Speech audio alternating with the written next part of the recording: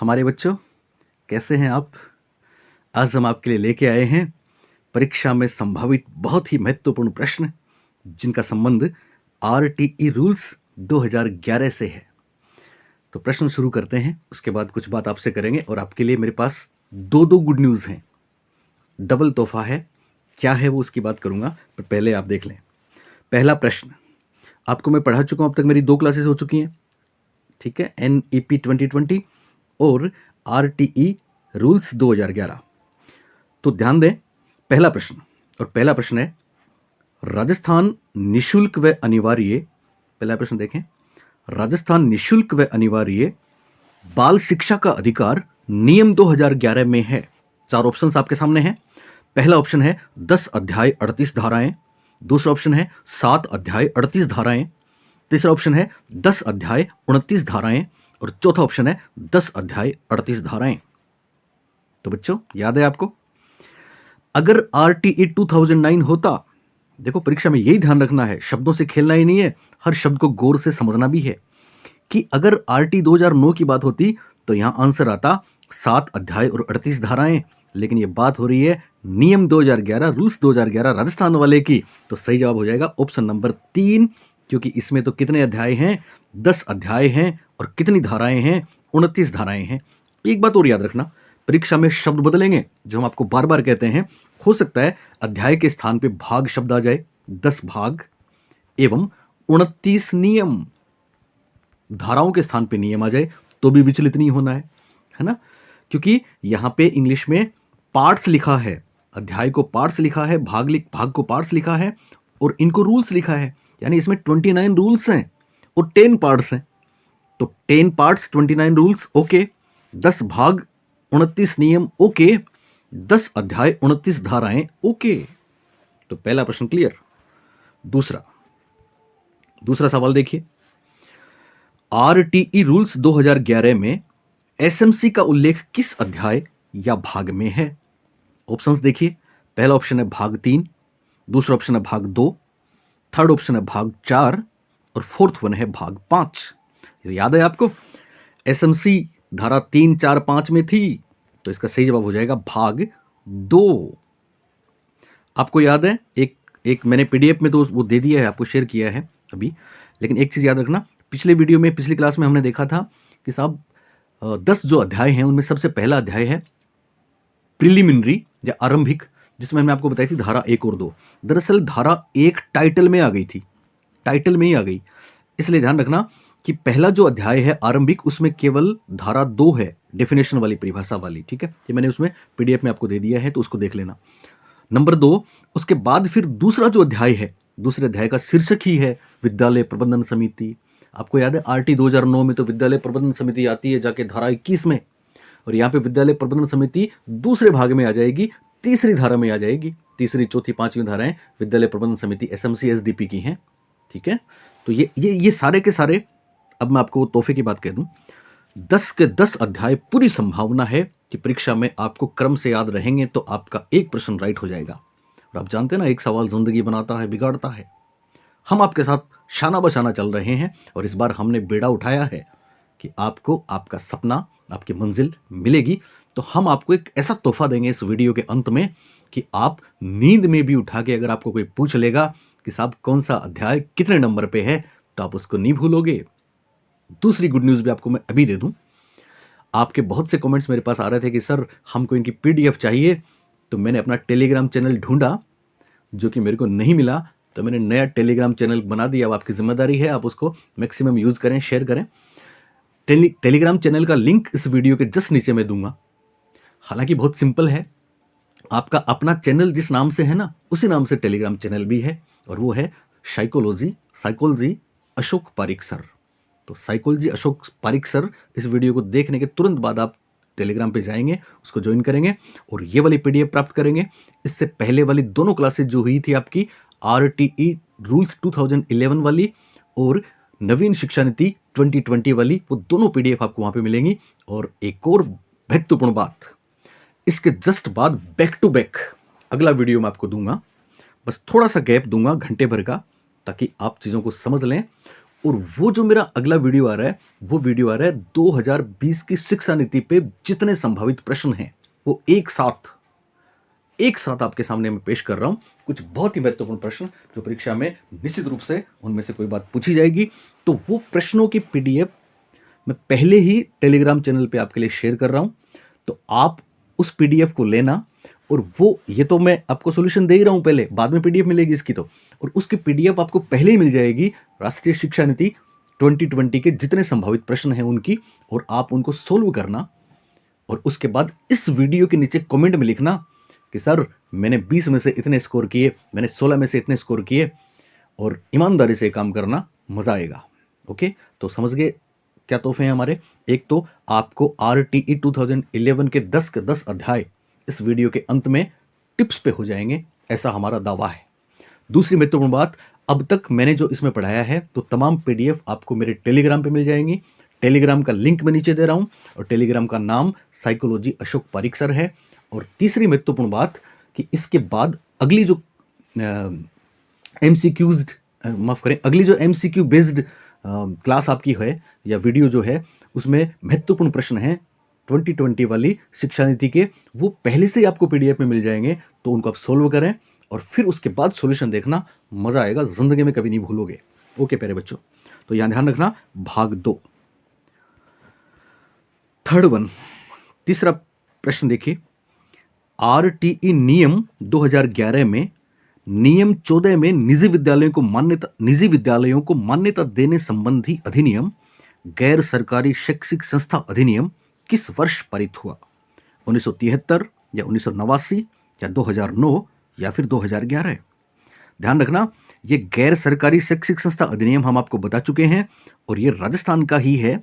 और इसमें आपको बताना है कि ये कौन से साल पारित हुआ, 1973 या 1989 या 2009 या फिर 2011।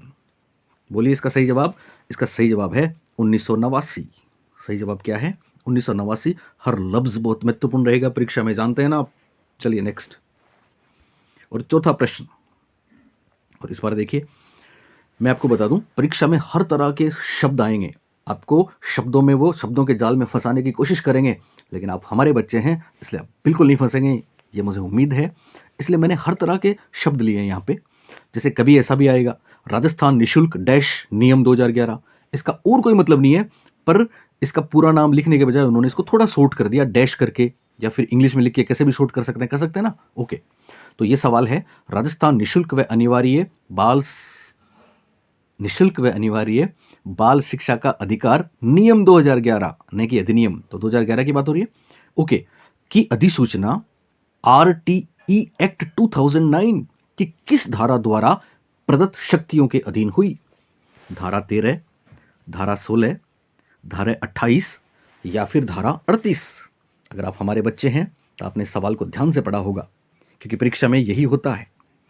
यहां आपको धारा तो बतानी है, पर कौन से एक्ट की धारा बतानी है, रूल्स की बतानी है।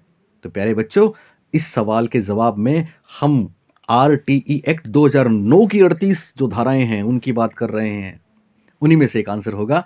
तो हम सब जानते हैं कि कोई भी, हमारी राजस्थान सरकार ने जो रूल्स बनाए हैं 2011 वाले, वो अधिकार किसने दिया उनको? तो वो अधिकार दिया था RTE 2009 की धारा 38 ने। तो इसका सही जवाब हो जाएगा धारा 38, ऑप्शन नंबर 4। बात समझ में आई?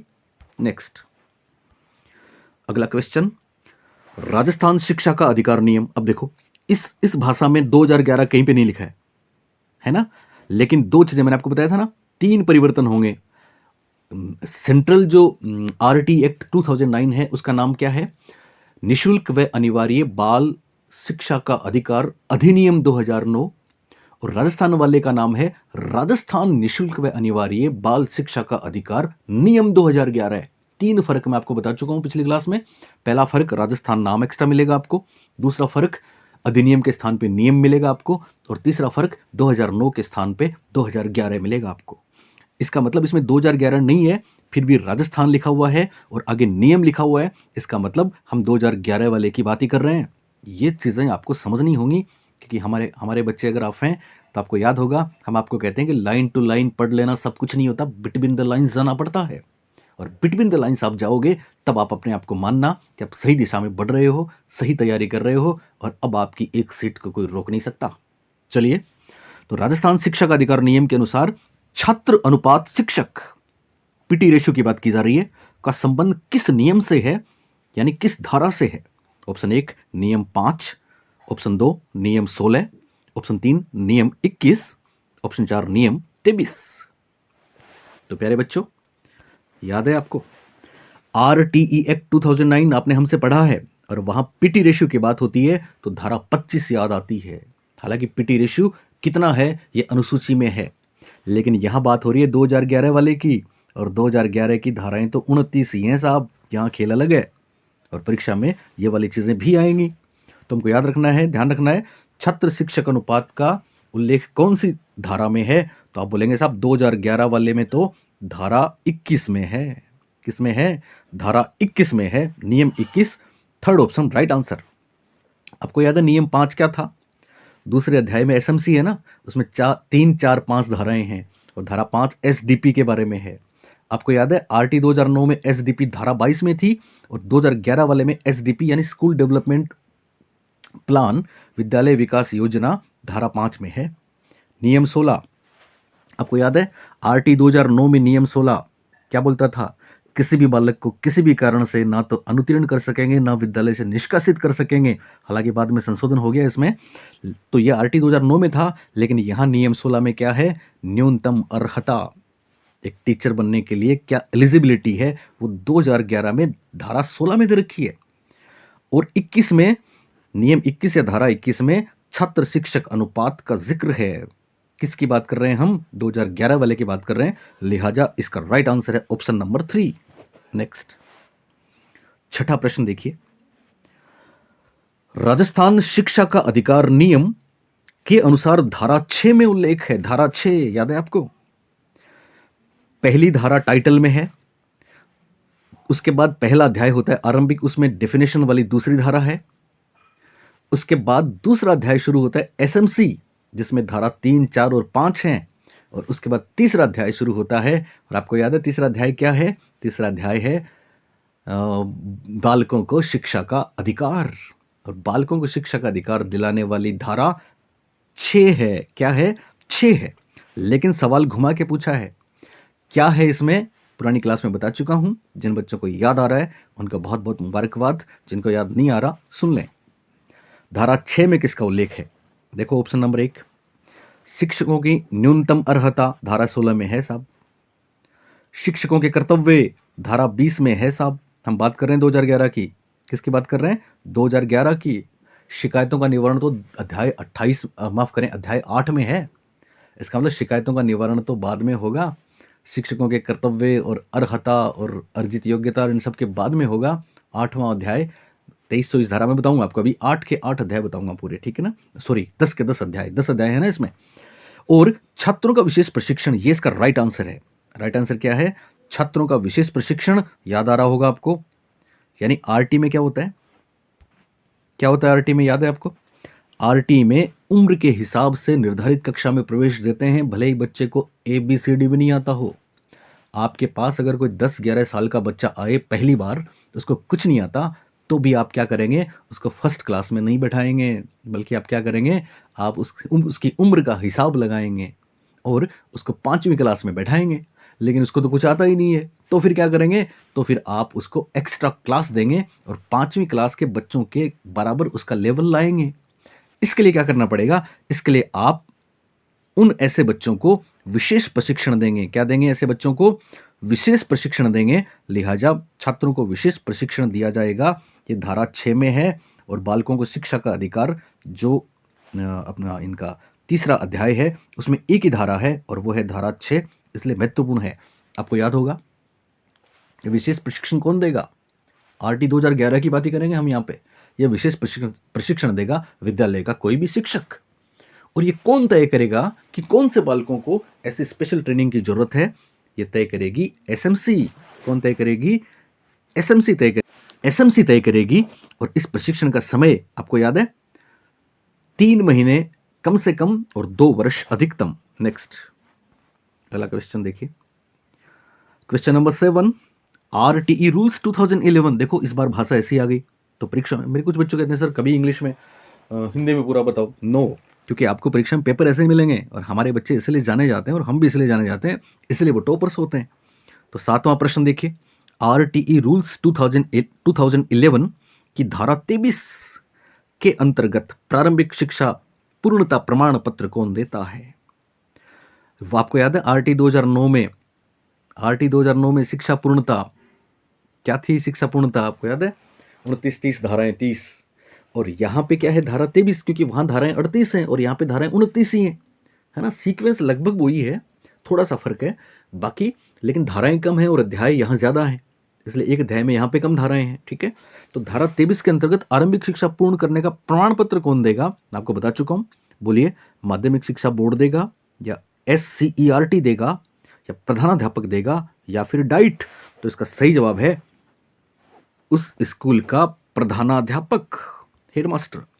आप मेरे को कमेंट में ये भी बताओगे कि ये जो मैं आपको MCQs करवा रहा हूं इसमें से आपने कितने सही किए, और साथ में अगली PDF जिसका सॉल्यूशन अभी आपको मैंने दिया नहीं है, इस वीडियो के बाद बैक टू बैक वो वीडियो आएगा, तो उसमें आपने बिना सॉल्यूशन के कितने आंसर दे दिए।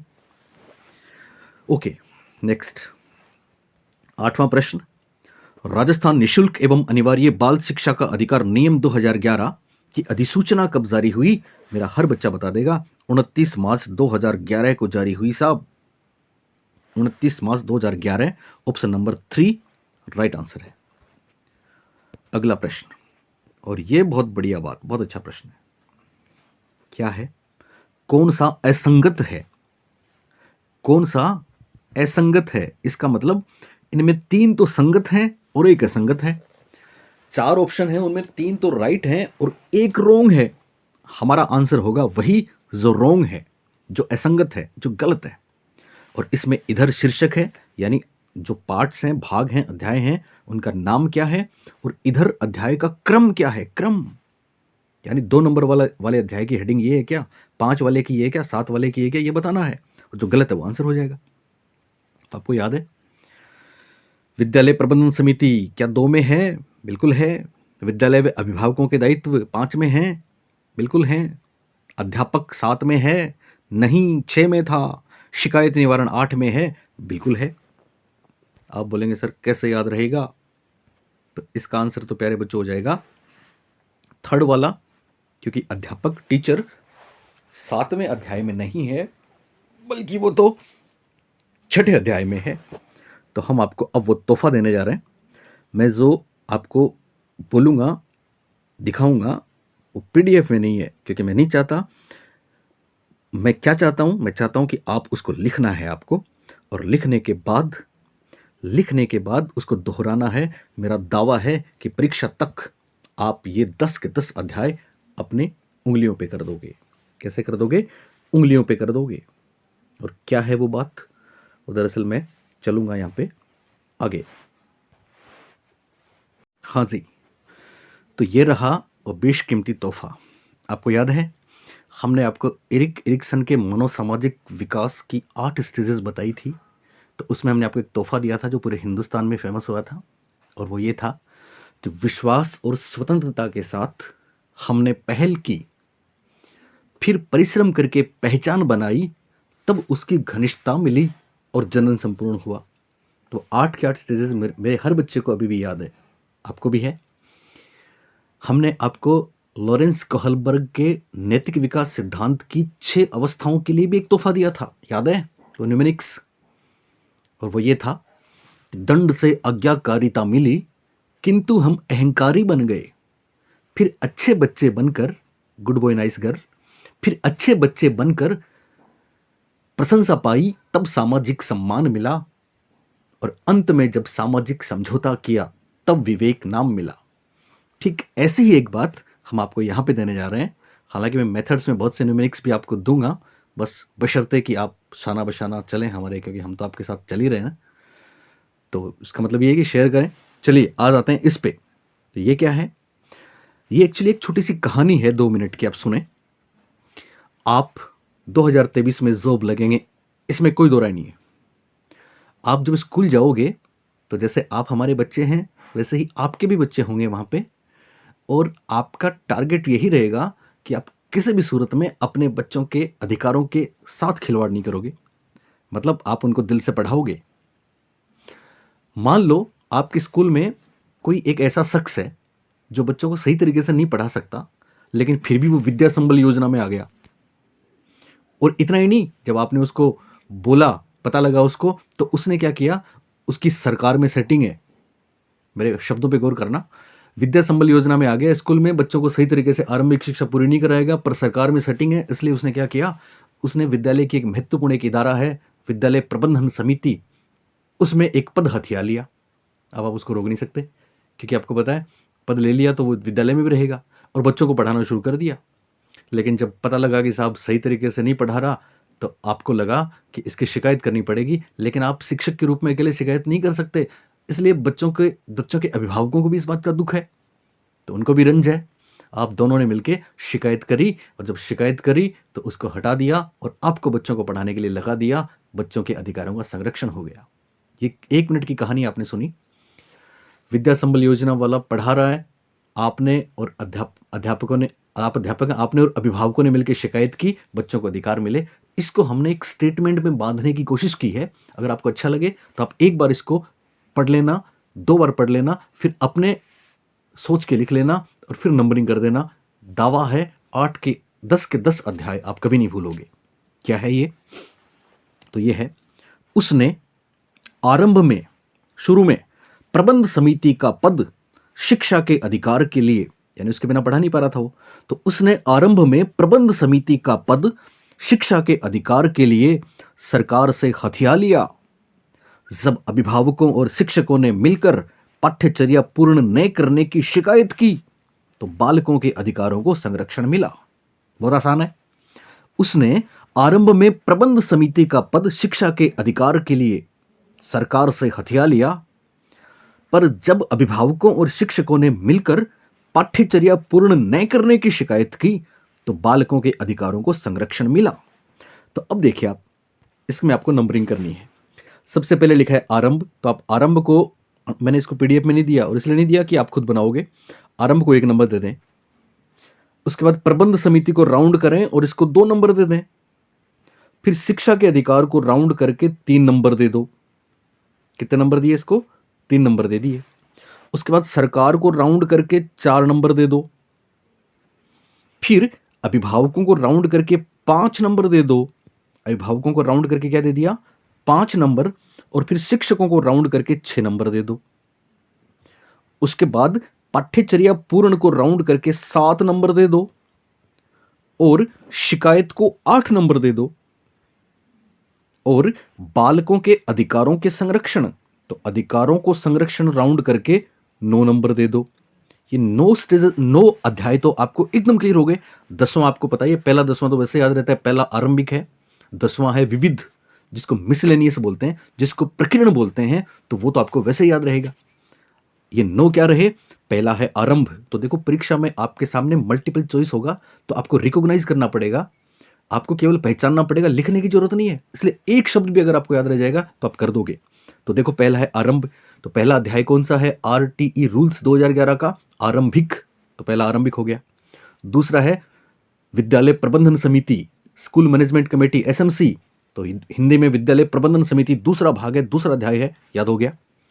तीसरा है शिक्षा का अधिकार, मैं बता चुका हूं आपको। अगर जो नए बच्चे हैं वो सुन लें ध्यान से मेरी बात को। मेरे ये दोनों क्लासेस के वीडियो 2020 शिक्षा नीति वाले और आरटी 2011 रूल्स वाले, आप वापस जाइए और उनको तुरंत देखिए और उनकी सारी बातें लिखिए, वो कमाल कर देंगे। और आने वाली क्लासेस भी मेरी ऐसी ही होंगी, पर वो तभी होगा जब आप दिल से इन चीज़ों को देखेंगे। कल मैंने एक राष्ट्रीय शिक्षा नीति, नवीन शिक्षा नीति पे एक वीडियो बनाया था 2020 पे, 1.5 घंटे का वीडियो था। मुझे बहुत दुख हुआ कि आप ऐसे बहुत से बच्चे उसको इसलिए नहीं देखा उन्होंने कि लंबा है, आप सोच रहे हैं आप कहाँ जा रहे हैं। लेकिन जिन बच्चों ने मेरे उस पूरे वीडियो को देख लिया वो टॉपर्स में होंगे, ये मेरी गारंटी है। एक सीट तो कोई छीन ही नहीं सकता। इसलिए मासूम बच्चों, कुछ बेवकूफ़ बच्चों, आप मिस ना करें, इन वीडियोस को स्किप ना करें। ओके, तो पहला अध्याय है आरंभिक, प्रिलिमिनरी। दूसरा अध्याय है विद्यालय प्रबंधन समिति, जो यहाँ पे लिखा है। तीसरा अध्याय है शिक्षा का अधिकार, जिसमें धारा 6। चौथा अध्याय है सरकार के कर्तव्य। 5वां अध्याय है अभिभावकों के कर्तव्य। 6ठा अध्याय है शिक्षक, टीचर, शिक्षकों का कर्तव्य नहीं है, शिक्षक। 7वां अध्याय है पाठ्यचर्या एवं आरंभिक शिक्षा पूर्ण करना। तो आपको वहां पे यहाँ पे पाठ्यचर्या पूर्ण 2 हिंट मिल गए, तो आप आराम से बता देंगे 7वां अध्याय है। 8वां अध्याय है शिकायतों को दूर करना, शिकायतों का निवारण। 9वां अध्याय है बालकों के अधिकारों का संरक्षण। और 10वां अध्याय है प्रकीर्ण या विविध। तो बोलिए कितना आसान है। 1 नंबर आरंभिक प्रिलिमिनरी, 2 नंबर विद्यालय प्रबंधन समिति, 3 नंबर बालक के शिक्षा के अधिकार, बालकों का शिक्षा का अधिकार, 4 नंबर सरकार के कर्तव्य उत्तरदायित्व, duties of government and local authority. 5वां है अभिभावकों के कर्तव्य, duties of guardians and schools, पर आपको अभिभावकों के कर्तव्य से याद हो जाएगा। 6 नंबर पे टीचर, शिक्षक। 7 नंबर है पाठ्यचर्या का निर्माण एवं आरंभिक शिक्षा पूर्ण करना। 8वां अध्याय है शिकायतों का निवारण और 9वां अध्याय है बालकों के अधिकारों का संरक्षण। तो याद रहेगा, इसको लिख के याद करना है इसको। ओके, अब चलते हैं हम उस सवाल पे जिसको आप आराम से कर सकते हो। और अपना सवाल था क्वेश्चन नंबर, कौन सा था, क्वेश्चन नंबर 9। ओके, अब देखिए आपको क्या बताना था, गलत कौन सा है। तो देखो पहला विकल्प क्या बोलता है, विद्यालय प्रबंधन समिति। तो याद है आरंभ में, याद है ना, विद्यालय प्रबंधन समिति। तो ये 2 नंबर दूसरा अध्याय, बोलिए सही की गलत।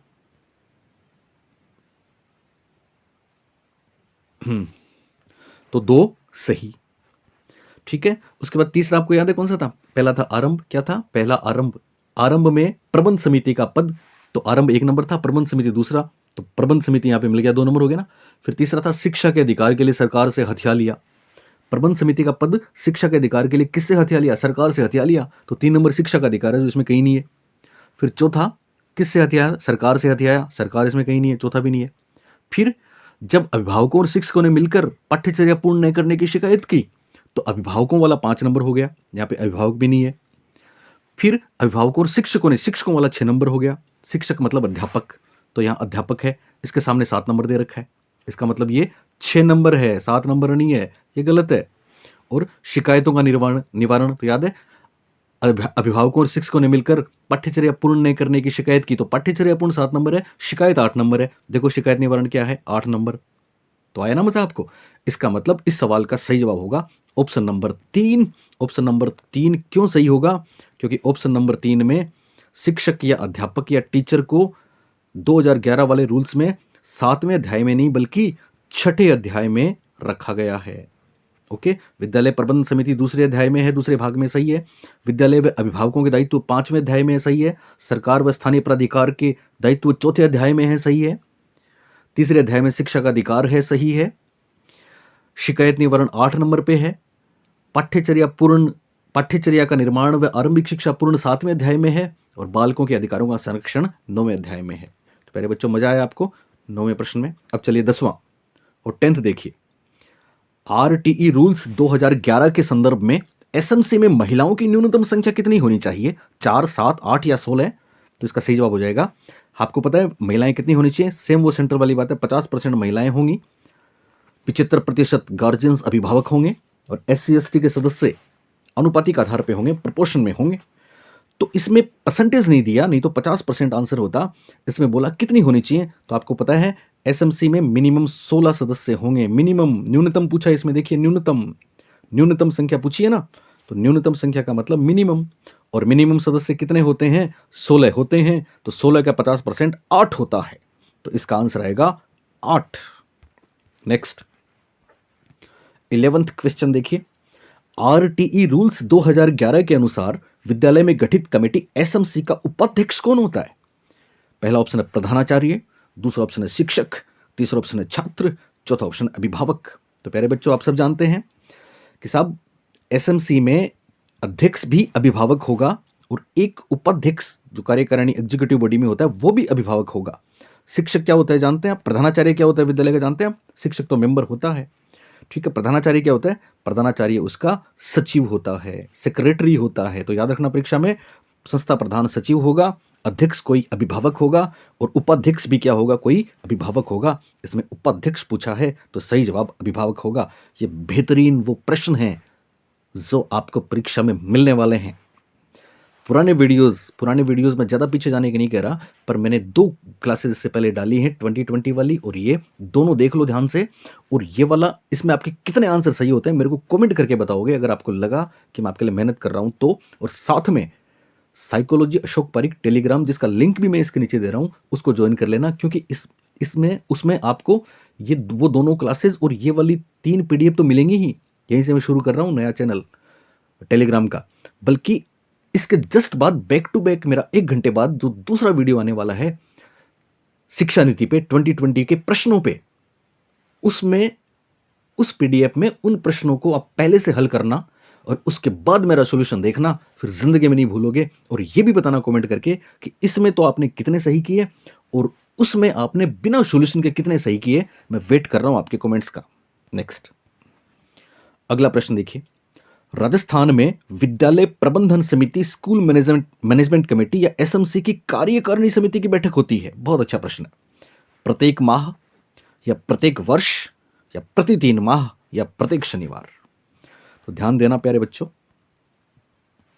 हम आपको बता चुके हैं, क्योंकि ये वही वाली बात लागू है जो यहां पे मैंने आपको बताई है 2011 वाले रूल्स में। वो सारी बातें आपको याद रखनी है, पर जो बातें इसमें डिटेल में नहीं आई हैं, मैंने नहीं, इस रूल्स में ही नहीं है, वो RT 2009 वाली लागू होंगी। ऐसा ही SMC के बारे में है। SMC की 2 बॉडी होती हैं, एक तो साधारण समिति, एक कार्यकारिणी समिति, एग्जीक्यूटिव कमेटी। तो साधारण समिति की बैठक तो 3 महीने में एक बार होती है, याद रखना। साधारण समिति की बैठक 3 महीने में एक बार होती है। इसलिए मैं कहता हूं परीक्षा में शब्दों से खेलना सीखो, ध्यान से शब्दों को पढ़ना सीखो। यहां साधारण नहीं पूछा है, बल्कि कार्यकारिणी समिति पूछा है, एग्जीक्यूटिव बॉडी पूछा है। और कार्यकारिणी समिति की बैठक होगी हर महीने एक बार। तो इसका जवाब हो जाएगा प्रत्येक माह, न कि प्रति 3 माह।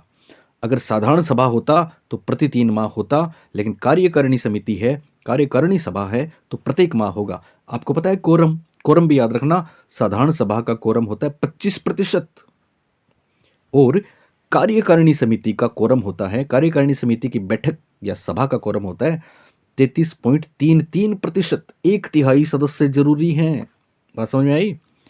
तो प्रत्येक माह बैठक होगी कार्यकारिणी समिति की और प्रति 3 माह बैठक होगी साधारण समिति की। प्रत्येक शनिवार तो नो बैग डे है ही। नेक्स्ट,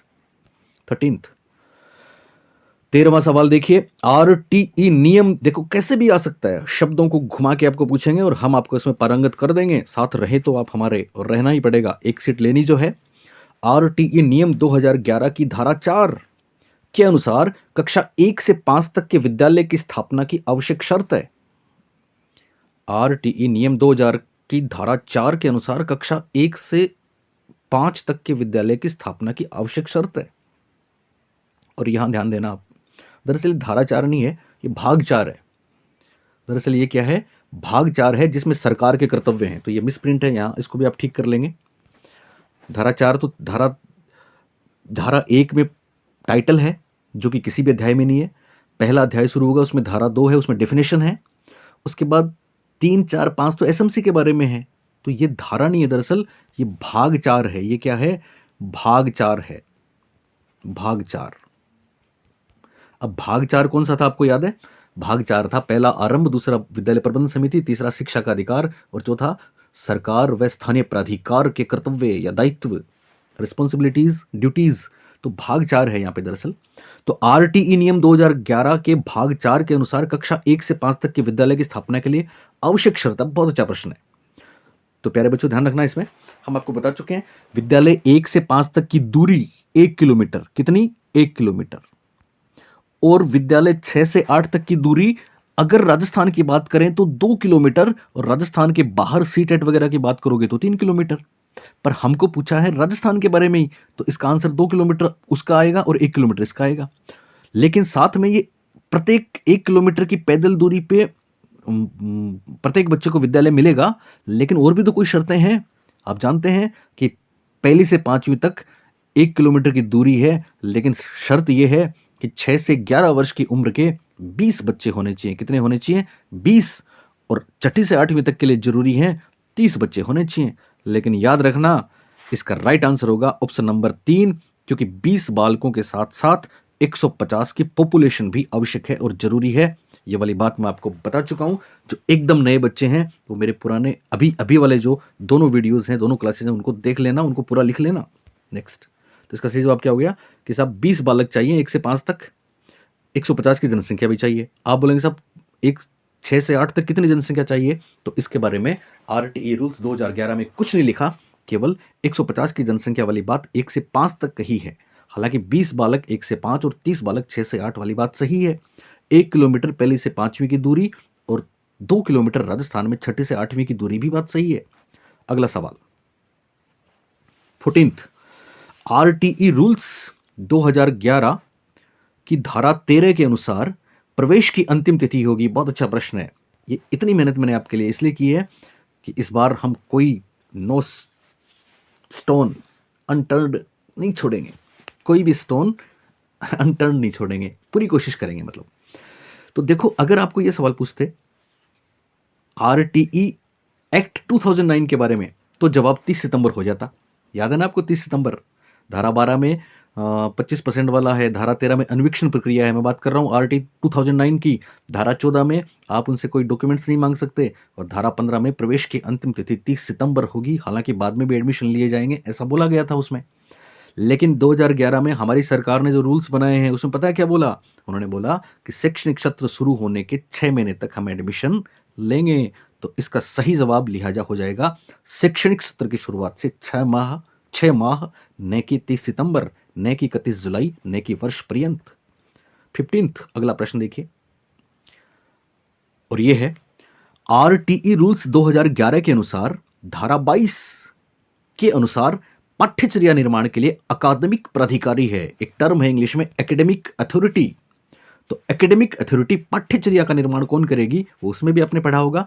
पाठ्यचर्या का निर्माण क्या राज्य सरकार करेगी, या SIERT करेगी, या BSER करेगा, board of secondary education Rajasthan करेगा, या district institute of education and training करेगा? तो इसका सही जवाब है SIERT।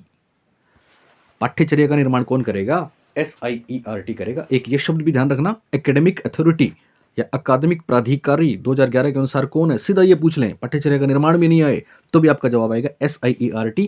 और यहाँ एक बात ध्यान और दें, SIERT का पूरा नाम आपको पता है, 1978 में स्थापित हुई थी अपने यहाँ उदयपुर में मेहरोत्रा कमेटी के आधार पे, state institute for educational research and training. ठीक है, लेकिन आपको पता है अभी 2018 में इसका नाम बदल के क्या कर दिया?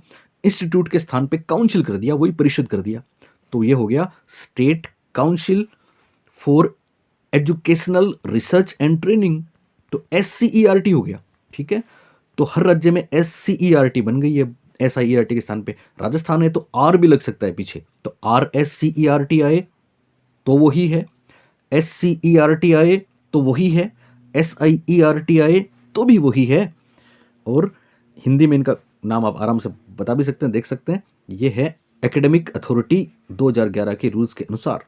16 नंबर का प्रश्न देखिए, आई थिंक लास्ट, यस, ये आखिरी प्रश्न है और ये बहुत अच्छा प्रश्न है। देखिए, आरटीई नियम 2011 की धारा 24 के अनुसार शिकायतों वाली बात आ जाएगी अध्याय 8 में।